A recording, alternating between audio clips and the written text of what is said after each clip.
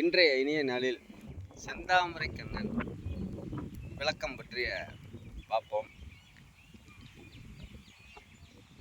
விஷ்ணுவை முதன்மையாக கொண்டு வாழ்ந்த ஆழ்வார்களின் பாசுரங்களில் வெண்தாமரை கண்ணன் என்று பாடல் அமைந்திருக்கும்.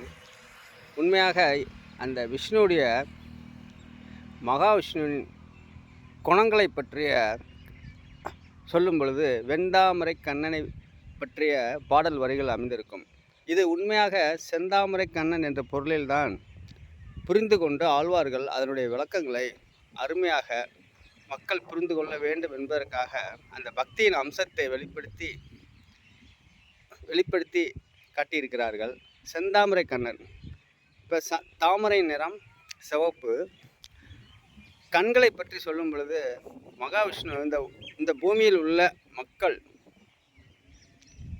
எல்லா துன்பத்தையும் கவலைகளையும் பாவங்களை பற்றிய சிந்தனைகளையும் விட்டுவிட்டு தன்னிடம் வரமாட்டார்களா என்று மிகவும் வருத்தப்படுவதாகவும், வந்துவிட்டார்களே என்று தன்னை நம்பி வந்து விட்டார்களே அவர்களுக்கு நாம் மோட்சத்தை தர வேண்டும், பாவத்தின் பலன்களை அவர்கள் அனுபவிக்காமல் அதை தோஷத்தை போக்க வேண்டும் என்றெல்லாம் மிகவும் மகிழ்ச்சி அடைவதாகவும் கடவுளுடைய உள்ளத்தை பற்றி பாடியிருப்பார்கள்.